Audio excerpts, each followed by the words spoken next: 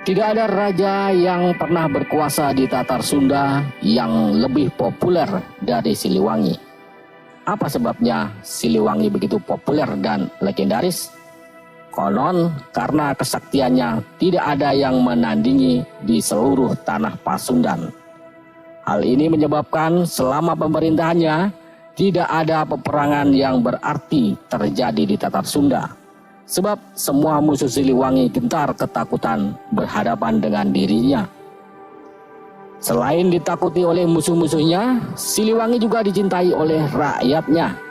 Sebabnya Siliwangi memerintah dengan adil dan bijaksana. Pada masa pemerintahannya, rakyat hidup aman, tentram, dan sejahtera. Tentang pemerintahan Siliwangi yang adil dan bijaksana, juga rakyatnya yang hidup aman, tentram, dan sejahtera dilaporkan oleh penjelajah Portugis dalam bukunya Summa Orientalis. Tidak akan membuka semua rahasia Siliwangi terkait kesaktiannya, juga terkait kitab yang menjadi tuntunannya dalam menjalankan roda pemerintahan, dan juga tentang perempuan-perempuan yang menjadi istrinya, yang konon jumlahnya mencapai ratusan orang. Maksudnya sekitar 150-an. 150 istri. Banyak juga ya. Tapi benarkah itu? Kita akan membahasnya. Bagaimana kisah asmara Siliwangi, siapa istri-istrinya, anak-anaknya, agamanya, dan kisah akhir hayatnya. Benarkah Siliwangi tidak mati, melainkan moksa dan menjelma menjadi seekor harimau gaib? Benarkah istri Siliwangi mencapai 150 orang? Benarkah Siliwangi mualaf dan meninggal sebagai seorang muslim? Simak video ini sampai selesai.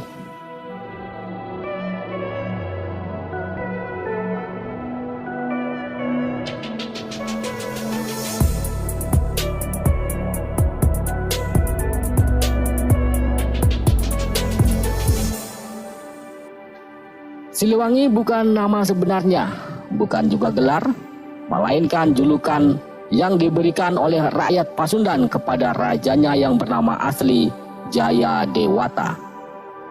Jayadewata adalah raja kerajaan Galuh yang berpusat di Kawali bergelar Prabu Dewata Prana. Ia mewarisi tahta Galuh dari ayahnya, Prabu Niskala Dewa. Prabu Niskala Dewa adalah anak Prabu Niskala Wastu Kencana. Sedangkan Prabu Niskala Wastu Kencana adalah anak Prabu Linggabuana alias Prabu Wangi. Jadi Jayadewata adalah cicit Prabu Wangi. Ketika Jayadewata dinobatkan menjadi raja kerajaan Galuh, pamannya yaitu Prabu Susu Tunggal memerintah di kerajaan Sunda yang berpusat di Pakuan. Kerajaan Sunda dan kerajaan Galuh adalah dua kerajaan besar yang ada di Tatar Sunda yang melanjutkan keberadaan kerajaan Tarumanegara. Untuk memperkokoh tahtanya, Jayadewata menikahi Ambetkasih, anak Ki Gede Ing Sindangkasih.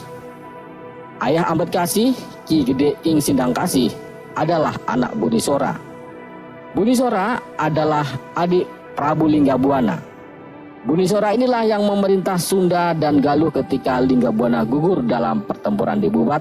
Sebab ketika itu Niskala Wastu Kencana, anak Linggabuana, masih kecil dan sedang menggembleng dirinya dengan berguru pada Resi Susuk Lampung di Sumatera. Bunisora kemudian menyerahkan tahta Galuh kepada Niskala Wastu Kencana ketika putra Linggabuana itu kembali dari Lampung. Jadi secara silsilah Jayadewata menikahi bibinya, sebab Ambetkasih adalah cucu Bunisora, sedangkan Jayadewata adalah cicit Linggabuana. Linggabuana dan Bunisora kakak beradik. Perkawinan Jayadewata dengan Ambetkasih adalah perkawinan politik, sebab Jayadewata tidak menginginkan Sindangkasih berkembang menjadi kerajaan yang besar dan berpotensi menjadi pesaing Galuh. Dengan perkawinan ini, Sindangkasih atau Majalengka saat ini menjadi tunduk sepenuhnya pada Galuh di Kawali atau Ciamis saat ini. Dalam naskah Carita Ratu Pakuan tergambar bahwa Jayadewata menundukkan kerajaan-kerajaan kecil di Tatar Sunda bukan dengan peperangan, tetapi dengan perkawinan. Naskah yang berasal dari akhir abad ke-15 atau awal abad 16 itu memuat nama-nama istri Jayadewata yang jumlahnya mencapai 56 orang. Semuanya adalah putri raja-raja bawahan atau penguasa wilayah sekelas bupati dan tumenggung. Bahkan di antara istri-istri Jayadewata itu ada yang berasal dari Bali dan Campa. Apakah artinya Bali dan Campa menjadi bawahan Jayadewata? Tentu saja tidak. Tetapi dengan perkawinan itu dapat dipastikan ada persekutuan yang diikat dengan tali perkawinan. Sayangnya, naskah Carita Ratu Pakuan tidak menyebutkan dari istri Jayadewata yang sebanyak itu, istri mana yang menjadi permaisuri. Hal ini memunculkan spekulasi bahwa semua istri Siliwangi diperlakukan sebagai permaisuri. Tetapi kita akan tahu dari sumber yang lain, istri yang dijadikan permaisuri adalah Kentring Manik Mayang Sunda, putri Raja Sunda di Pakuan atau Bogor saat ini. Jumlah istri Jayadewata yang disebutkan dalam Carita Ratu Pakuan memang cukup fantastis, 56 orang. Tetapi ternyata jumlah itu belum seluruhnya. Penulis Carita Ratu Pakuan yang berasal dari abad ke-15 mempunyai rentang waktu 1 abad dari masa hidup Jayadewata. Ada nama-nama istri Jayadewata yang terlupakan, tidak tertulis. Jika semua nama istri Jayadewata dikumpulkan dari semua naskah kuno yang mengisahkan tentang riwayat raja ini, jumlah nama perempuan yang diperistrinya bisa mencapai 150-an. Istri-istri itu didapatkan Jayadewata setiap kali ia mengunjungi wilayah-wilayah kekuasaannya. Ia memperistri anak perempuan penguasa wilayah itu agar hubungan antara wilayah itu dengan kerajaan menjadi erat. Konon keturunan yang diperoleh dari istri-istrinya itu kemudian yang akan menjadi penguasa di daerah asal ibunya masing-masing. Strategi ini sangat efektif yang membuat Galuh tumbuh menjadi sangat kuat karena didukung oleh loyalitas penguasa-penguasa wilayah, baik bupati, demung maupun raja-raja bawahan yang terikat hubungan kekerabatan dengan Jayadewata. Kalau istrinya saja sebanyak itu, keturunannya pun tentu sangat banyak. Jejak syiar Islam di Tatar Sunda sudah dirintis sejak abad ke-14. Namun pengaruh Islam tidak berhasil masuk ke wilayah kerajaan Galuh. Meskipun gagal untuk menembus Galuh, Islam mulai tumbuh di daerah pesisir, yaitu di Japura, Singapura, dan Muara Jati. Muara Jati pada saat itu adalah pelabuhan besar. Pada abad ke-15, komunitas Muslim pribumi mulai tumbuh dan cukup berpengaruh di daerah pesisir. Penguasa Muara Jati yang sekaligus syah bandar pelabuhan di tempat itu, yaitu Ki Gedeng Tapa, telah memeluk Islam. Muara Jati adalah daerah yang paling strategis baik dari sisi perdagangan maupun politik luar negeri, sebab Muara Jati merupakan kota pelabuhan yang menghubungkan tanah Pasundan dengan dunia luar. Tidak sulit bagi Ki Gedeng Tapa mengupayakan datangnya ulama dari luar negeri untuk menyebarkan agama Islam di tanah Pasundan, sebab pelabuhan Muara Jati disinggahi para pedagang dari negeri-negeri yang jauh. Atas undangan Ki Gedeng Tapa, datanglah Syekh Hasanuddin atau yang lebih dikenal dengan nama Syekh Kuro dari Campa, mendarat di Muara Jati. Syekh Kuro mulai berdakwah di daerah pesisir, tetapi tidak berhasil menembus Galuh untuk berdakwah di kalangan istana. Ia kemudian meninggalkan tanah Pasundan, pergi ke Malaka. Di Malaka, Syekh Kuro menyusun strategi untuk melakukan islamisasi tanah Pasundan. Syekh Kuro melakukan kontak dengan Laksamana Cheng-ho. Laksamana Cheng-ho akhirnya menyambangi Pulau Jawa, pertama-tama mendarat di Semarang. Dari Semarang, armada Cheng-ho dibagi dua, sebagian menuju ke timur ke Majapahit dan sebagian menuju ke barat ke tanah Pasundan. Berlabuhlah armada Cheng-ho di pelabuhan Muara Jati di bawah pimpinan Wah Heping. Sedangkan Cheng-ho memimpin armada yang ke timur ke Majapahit.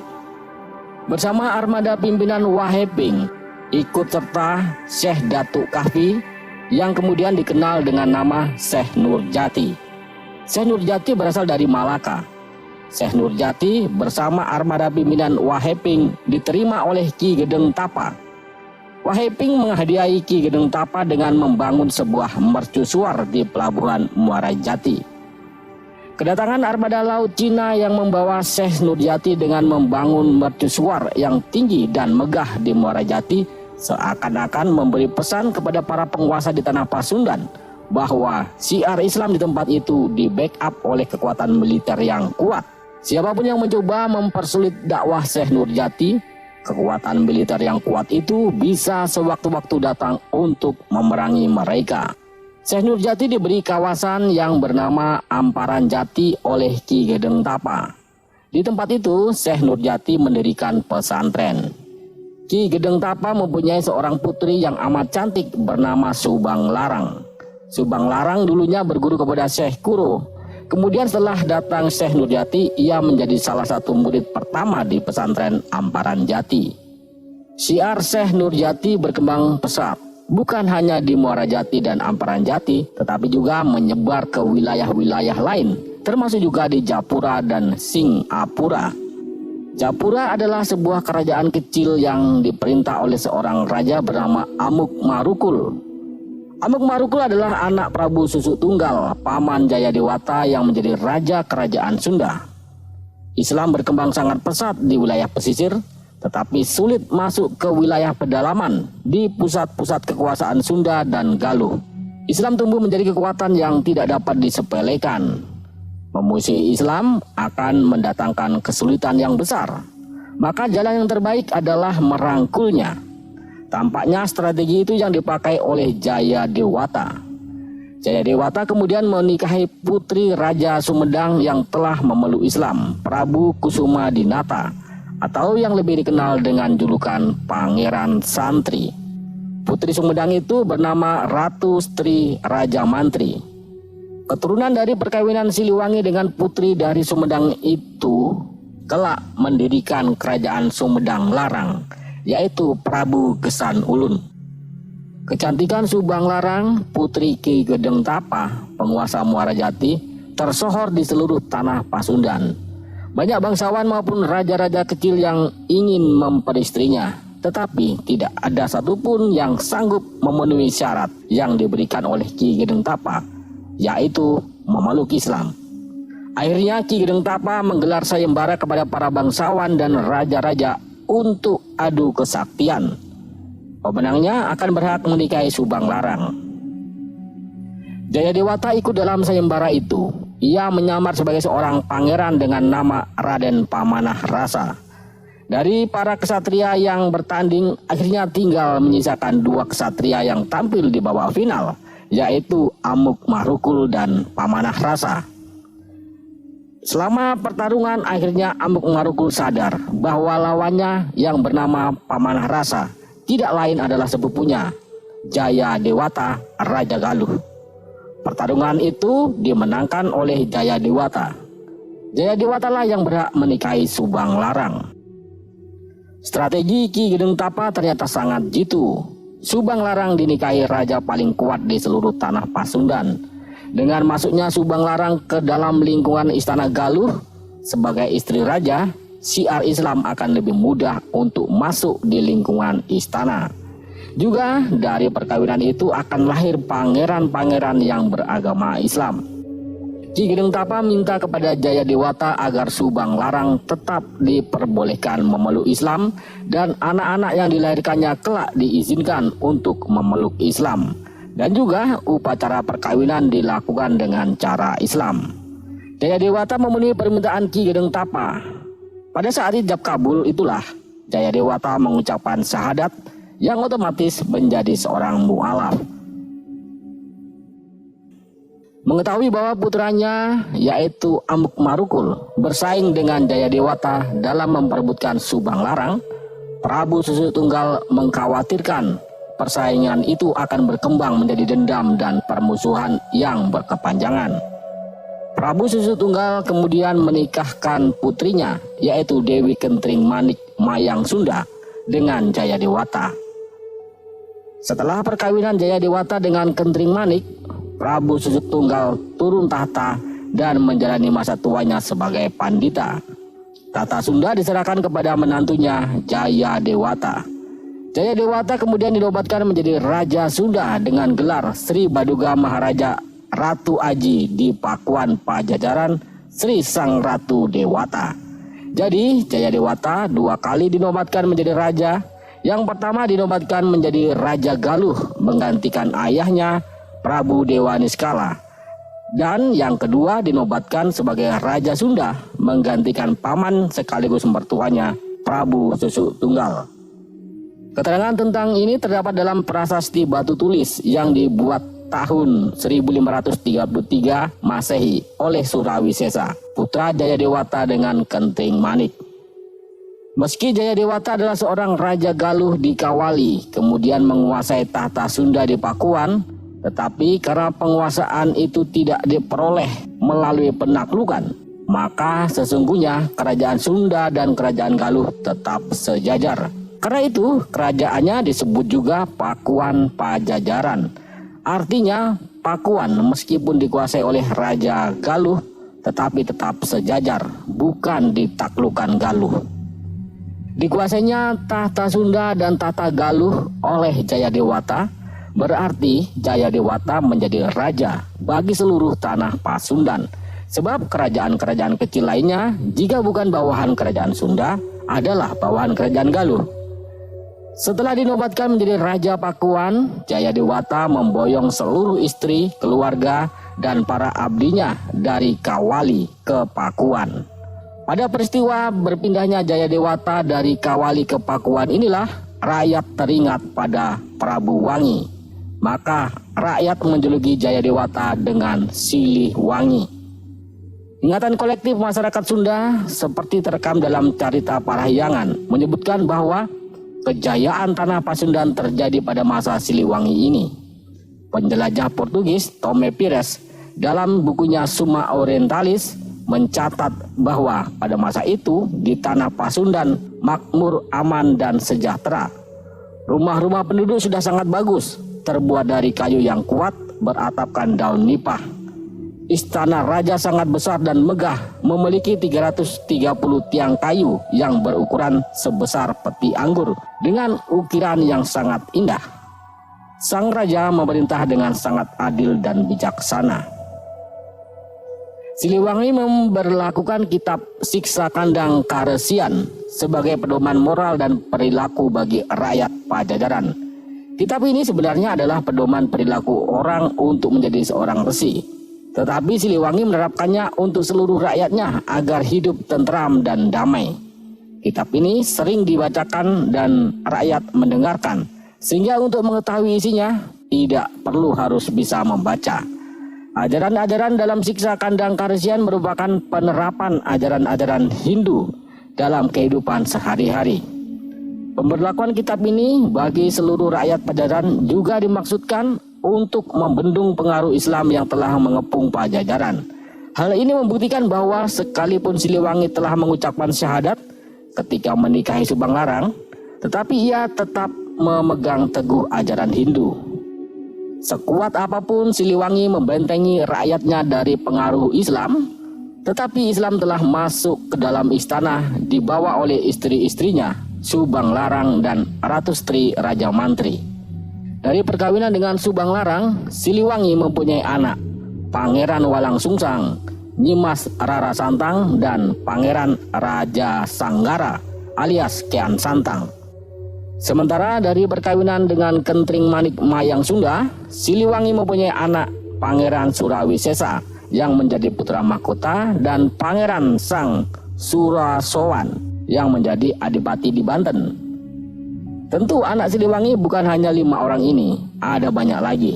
Tetapi dari keturunan Subang Larang dan keturunan Kentring Manik inilah kelak yang mewarnai babak baru Pajajaran.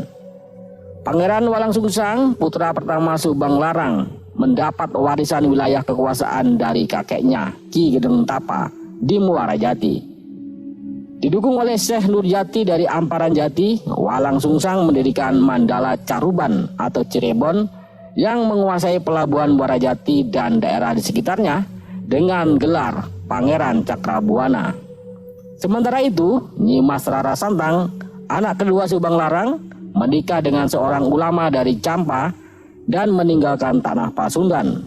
Sumber lain mengatakan Rara Santang menikah dengan raja di Mesir. Kisah tentang anak-anak Subang Larang ini akan admin bahas secara gamblang pada kesempatan lain. Singkat cerita, Rara Santang memiliki anak yang bernama Sarif Hidayatullah. Sarif Hidayatullah kemudian kembali ke Pasundan, menemui pamannya, Pangeran Walang Sungsang. Walang Sungsang menyerahkan Cirebon kepada Sarif Hidayatullah. Ketika Syekh Nurjati meninggal, Sarif Hidayatullah ditunjuk oleh Dewan Wali Songo untuk menggantikan Syekh Nurjati menjadi bagian dari Wali Songo dengan julukan Sunan Gunung Jati. Pada masa Walang Sungsang, Cirebon masih tunduk pada Pakuan. Tetapi ketika Cirebon dipegang oleh Sarif Hidayatullah, Cirebon mulai membangkang dengan tidak bersedia membayar pajak kepada Siliwangi. Cirebon lebih tunduk kepada Demak daripada kepada Pakuan. Untuk mengantisipasi serangan Pakuan, Sarif Hidayatullah memperkuat pertahanan dengan mendatangkan Angkatan Laut Demak. Pasukan Demak di Cirebon dipimpin langsung oleh Pangeran Sabrang Lor atau Pati Unus. Ketika Siliwangi mengutus sejumlah pasukan di bawah pimpinan Tumenggung Jagabaya, dengan sangat mudah ditaklukkan oleh Cirebon. Setelah mengetahui bahwa Cirebon didukung oleh Angkatan Laut Demak, Siliwangi kemudian mencari dukungan Portugis. Ketika itu, Portugis baru saja mengalahkan Malaka dan menguasai jalur perdagangan rempah-rempah dunia. Siliwangi mengutus putra mahkota, Pangeran Surawisesa, ke Malaka untuk membuat perjanjian kerjasama dengan Portugis dalam bidang perdagangan dan pertahanan. Perjanjian itu diabadikan dalam prasasti yang disebut Prasasti Padrao Sunda Kelapa. Dalam prasasti itu, Kerajaan Sunda atau Pakuan akan memberikan wilayah Muara Ciliwung di Sunda Kelapa menjadi pelabuhan bagi kapal-kapal Portugis dan untuk dibangun benteng pertahanan di tempat itu. Pada saat yang sama, Siliwangi mengutus Raja Sanggara, putra bungsu dengan Subang Larang untuk memberi teguran kepada Cirebon. Setiba di Cirebon, Raja Sanggara justru memeluk Islam dan berpihak kepada kakaknya Walang Sungsang dan keponakannya Sarif Hidayatullah. Raja Sanggara inilah yang kemudian dikenal dengan sebutan Rakrean Sancang atau Kian Santang. Siliwangi amat terpukul dengan pembelotan Raja Sanggara. Ia berencana untuk melakukan penyerangan besar-besaran ke Cirebon, tetapi akhirnya mengurungkan niatnya itu, sebab Tumenggung Jagabaya menasihatinya bahwa tidak baik berperang melawan darah dagingnya sendiri. Siliwangi kemudian mengundurkan diri sebagai raja. Ia menobatkan Surawisesa menjadi penggantinya. Siliwangi meninggalkan istana dan mulai mengembara.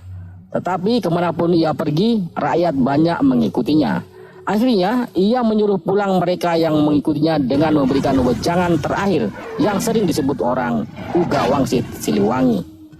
Masyarakat Sunda banyak yang meyakini bahwa Siliwangi tidak meninggal, melainkan moksa dan menjelma menjadi seekor harimau gaib. Entah benar atau tidak kepercayaan itu, tetapi berdasarkan penafsiran pada prasasti batu tulis, para ahli menyimpulkan bahwa Siliwangi wafat tahun 1521 dalam usia 120 tahun. Siliwangi mampu menyatukan seluruh tanah Pasundan dalam satu pemerintahannya, bukan dengan agresi militer, tetapi dengan ikatan kekerabatan melalui pertalian perkawinan. Dengan cara itu, Siliwangi mampu membangun sebuah kerajaan besar dan kuat. Tetapi kehancuran kerajaannya pun muncul ketika keturunannya saling berperang untuk memperebutkan dominasi. Kita akan melanjutkan kisah tentang keruntuhan Pakuan Pajajaran pada kesempatan lain, yaitu perang antara Surawisesa melawan Sarif Hidayatullah. Pemirsa, terima kasih telah menyimak video ini hingga selesai. Mohon maaf jika ada kata yang menyinggung perasaan maupun kekeliruan. Tuangkan unek-unek Anda pada kolom komentar. Salam sejarah, salam budaya, wassalam, rahayu, rahayu, rahayu. Semoga Tuhan memberkati.